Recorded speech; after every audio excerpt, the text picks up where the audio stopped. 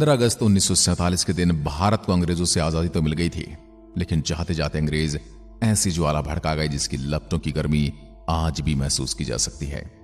जहां कुछ लोग देश की आजादी का जश्न मना रहे थे, वहीं कुछ बंटवारे के दर्द से कराह रहे थे, क्योंकि आजादी के ठीक एक दिन पहले संपूर्ण देश को दो हिस्सों में बांट दिया गया था, भारत और पाकिस्तान। किसी ने कल्पना तक नहीं की थी कि 14 अगस्त 1947 की रात लाखों लोगों के लिए काल साबित होंगे। लोगों को बिल्कुल भी अंदाजा नहीं था कि अगले ही रोज उन्हें अपना घर-बार, जमीन, जायदाद सब कुछ छोड़कर ऐसे जाना पड़ेगा। इतना ही नहीं, बंटवारे की वजह से पहले दंगे में लाखों निर्दोष लोगों की जान चली गई। ये वजह कि 14 अगस्त की काली रात को याद कर आज भी लोग सिहर उठते हैं, उनके रोंगटे खड़े हो जाते हैं। आज हम आपको इतिहास के काले पन्नों में दर्ज भारत और पाकिस्तान के बंटवारे की कुछ दुख भरी कहानियां बताने वाले हैं, जो शायद ही आपको इतिहास में पढ़ने को मिलेंगी, और पाठ्य पुस्तकों का तो जिक्र ही कुछ और है। भारत और पाकिस्तान का विभाजन कहते हैं कि एक गलत फैसला किसी की जिंदगी खराब करने के लिए काफी होता है, लेकिन यहां तो सवाल पूरे 33 करोड़ वाली भारतीय जनता का था। सोचिए उन पर क्या गुजर रही होगी जब 14 अगस्त की आधी रात को घोषणा की गई कि अब देश का बंटवारा होगा। भारत और पाकिस्तान दो अलग अलग देश, जहां मुस्लिम बहुल क्षेत्र को पाकिस्तान और हिंदू बहुल क्षेत्र को भारत घोषित कर दिया जाएगा। भारत और पाकिस्तान की जनता को अब अपने मजहब के हिसाब से किसी एक देश को चुनना था। बताते हैं इस बंटवारे की वजह से 1 करोड़ से भी ज्यादा लोगों को अपनी मातृभूमि छोड़कर जाना पड़ा था, और आधिकारिक रूप से 1 लाख से ज्यादा लोगों को मौत की घाट उतार दिया गया था। लेकिन दोस्तों, यह फैसला सिर्फ 2 देशों के बीच खिंची लकीरों के तक सीमित नहीं रहा, बल्कि इसमें एहसासों, संभावनाओं और दिलों का पूरी तरह से कत्ल किया गया। लेकिन इसकी किसी को परवाह नहीं थी। आजादी के कुछ रोज पहले जो लोग आपस में भाईचारे को बरकरार रखते हुए देश की आजादी के लिए एक साथ खड़े हुए थे, वही आजादी के बाद यही लोग जाने दुश्मन बन गए। एक रिपोर्ट के अनुसार 1.4 करोड़ लोगों का विस्थापन हुआ था। विभाजन के बाद लगभग 72,26,000 मुसलमान भारत छोड़ पाकिस्तान चले गए, जबकि 72,49,000 हिंदू और सिख पाकिस्तान छोड़कर भारत लौट आए। महज 60 दिनों के भीतर एक स्थान पर अपनी जिंदगी बिताने वाले को अपना घर, जमीन, दुकान, संपत्ति, खेती, यहां तक कि अपना परिवार तक छोड़कर हिंदुस्तान से पाकिस्तान जाना पड़ा और पाकिस्तान से हिंदुस्तान आना पड़ा। भारत बंटवारे की वजह से कई जगह दंगे भी भड़के थे। एक अनुमान के अनुसार इन दंगों में 10 से लेकर 15 लाख के बीच लोग मारे गए थे। वहीं 75,000 से 1 लाख के बीच महिलाओं के साथ बलात्कार, हत्या और अपहरण के मामले सामने आए। 13 अगस्त 1947 को लाहौर से अमृतसर के लिए एक ट्रेन रवाना की गई थी, लेकिन उसमें एक भी इंसान अमृतसर जिंदा नहीं पहुंचा। ट्रेन में सवार होने से पहले ही कई सिखों और हिंदू का कत्लेआम कर दिया गया। जब पंजाब बंटवारे की आग में जल रहा था, तब दिल्ली रेलवे स्टेशन से पाकिस्तान के लिए एक स्पेशल ट्रेन निकली, जिसमें पाकिस्तान में पलायन करने वाले सरकारी ऑफिसर, कर्मचारी और उनके परिवार भी मौजूद थे। इस पाकिस्तान स्पेशल ट्रेन को दिल्ली से ठीक ठाक विदा किया गया था, मगर जैसे ही ट्रेन पटियाला स्टेशन पर पहुंची तो उस ट्रेन पर हमला बोल दिया गया। इस हादसे में एक महिला और एक बच्चे की मौत हो गई, और जब इस बात की खबर कराची और लाहौर को मिली तो बदले की आग में उन्होंने अमृतसर वाली पहली ट्रेन को अपना निशाना बनाया।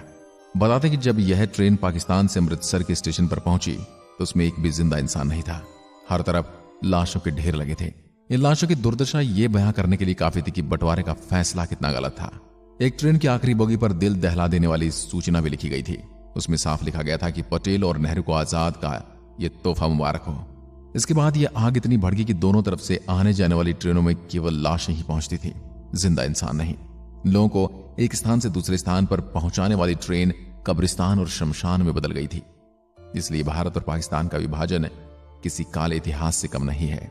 इसके पन्नों को पलटते ही रोंगटे खड़े हो जाते हैं, आंखों से आंसू बहने लगते हैं। कुछ लोगों का कहना है कि बंटवारे की चिंगारी तो काफी पहले ही भड़क उठी थी। 18 जुलाई 1947 को भारतीय स्वतंत्रता अधिनियम को स्वीकृति मिल गई थी। इसी के साथ ही अंग्रेजों ने देश के 2 टुकड़े करने की भी ठान ली थी। उन्होंने इस काम के लिए लंदन के वकील सर सिरिल रेडक्लिफ को चुना था, जो कभी भारत ही नहीं आए थे। यहां की संस्कृति, रहन सहन आदि के बारे में जरा भी जानकारी नहीं थी। वह केवल सिर्फ एक नक्शे पर लकीर खींचने आ रहे थे। उन्हें बिल्कुल भी आभास नहीं था कि वह कितने लोगों की जिंदगियां बर्बाद करने वाले हैं। दरअसल अंग्रेजों ने फूट डालो और राज करो की नीति के तहत 1906 में मुस्लिम लीग को मान्यता दी थी। मोहम्मद अली जिन्ना मुस्लिम लीग के प्रमुख नेता थे। जिन्ना की इच्छा थी कि मुस्लिमों को एक अलग आजाद देश दिया जाए जहां वह अपने मुताबिक रह सके। हालांकि पाकिस्तान का विचार सन 1930 से पहले तक अस्तित्व में नहीं था। भारत विभाजन की रेखा तब और मजबूत हो गई जब 1929 में मोतीलाल नेहरू कमेटी ने सिफारिश की कि सेंट्रल असेंबली में मुसलमानों के लिए 33% सीटें आरक्षित हों। कांग्रेस ने भले ही उस समय कमेटी की सिफारिश को नकार दिया, लेकिन इसका असर देखने को मिला। इसको आधार बनाकर 1938 आते आते जिन्ना मुस्लिमों के अकेले प्रवक्ता बन गए। तो अकेले ही उनकी मांगों को जोरदार तरीके से उठा रहे थे। वहीं ये भी बातें बताई जाती हैं कि जिन्ना भारत का प्रधानमंत्री भी बनना चाहते थे, लेकिन ऐसा मुमकिन नहीं था। इसलिए उन्होंने पाकिस्तान के निर्माण की मांग की जहां वह आराम से प्रधानमंत्री बन सके। वहीं दूसरे विश्व युद्ध के बाद आर्थिक मार झेल रही ब्रिटिश सरकार ने माना कि भारत में उपनिवेश बनाए रखना अब उनके लिए फायदे का सौदा नहीं रह गया है। भारत में स्वतंत्रता संग्राम को बढ़ता देख ब्रिटिश सरकार ने जल्द से जल्द यहां से जाने की योजना बनाई। अंग्रेजों ने भारत को तो आजादी दे दी, लेकिन जाते वक्त यहां बंटवारे की आग लगा गए। उन्होंने भारत का बंटवारा कर एक नया राष्ट्र पाकिस्तान बना दिया। आपको जानकर हैरानी होगी कि भारत और पाकिस्तान को बेशक आजादी एक ही दिन मिली थी, लेकिन पाकिस्तान 14 अगस्त 1947 को आजादी का जश्न मनाता है, जबकि भारत में 15 अगस्त को स्वतंत्रता दिवस मनाया जाता है। दोनों देशों के बीच सीमा रेखा का निर्धारण 27 अगस्त 1947 को किया गया था। भले ही विभाजन का फैसला आनन फानन में लिया गया, लेकिन यह कार्य इतना भी आसान नहीं था। इसलिए दो अनुभवी लोगों को चुना गया, जिसमें एच.एम. पटेल और चौधरी मोहम्मद अली शाह शामिल थे। इन दोनों लोगों की विभाजन में अहम भूमिका रही, जबकि इनके नीचे अन्य कई अधिकारी कार्यरत रहे। यह लोग अलग अलग इलाकों से रिपोर्ट बनाकर इन्हें भेजते थे और इन्हीं रिपोर्ट के आधार पर बंटवारे की सिफारिशें तैयार की जाती थी। लॉर्ड माउंटबेटन इस पूरे मामले के कर्ता धर्ता थे। शायद आपको मालूम नहीं होगा कि भारत और पाकिस्तान बंटवारे में जन धन जल और जमीन के बंटवारे के साथ साथ सभी ऑफिस की कॉपी, किताब, मेज, कुर्सी से लेकर टाइपराइटर और पेंसिल तक का बंटवारा किया गया था। ब्रिटिश सरकार की संपत्ति को दोनों देशों के बीच बांटा गया, लेकिन इसे लेकर भी काफी बहस हुई। दरअसल भारत ने शुरुआत में ही पाकिस्तान को 20 करोड़ रुपए की पहल किस्त दी थी और 55 करोड़ देने भी बाकी थे, लेकिन तभी पाकिस्तानी सेना ने कश्मीर पर हमला कर दिया। इस बात पर कड़ी प्रतिक्रिया जाहिर करते हुए भारत सरकार ने बाकी बची रकम यानी 55 करोड़ रुपए देने पर रोक लगा दी और कहा कि पहले कश्मीर समस्या को हल किया जाए, ताकि आगे दी जाने वाली राशि का इस्तेमाल सेना पर और भारत के खिलाफ न हो सके। लेकिन यहां महात्मा गांधी इस निर्णय के पक्ष में नहीं थे। उनका मानना था कि ऐसा करने से दोनों देशों के बीच रिश्ते और खराब हो सकते हैं और अभी आजाद हुए दोनों देशों के बीच के रिश्तों की शुरुआत अच्छी नहीं होगी। गांधी ने सरकार से फौरन पाकिस्तान को शेष राशि देने को कहा। यहां तक कि गांधी ने उसी समय यह राशि दिलवाने के लिए अनशन शुरू कर दिया था। जानकारों की माने तो पाकिस्तान को यह अचल संपत्ति का 17.5% हिस्सा मिला था, वहीं भारत का इसमें 82.5% शेयर था। इसमें मुद्रा, सिक्के, poster, revenue stamp, gold reserve और आरबीआई के एसेट शामिल थे। चल संपत्ति की बात करें तो यहां भी 80 से 20 के अनुपात में विभाजन किया गया था। जहां भारत को चल संपत्ति का 80% हिस्सा मिला था, वहीं पाकिस्तान को हिस्से से 20% गया था।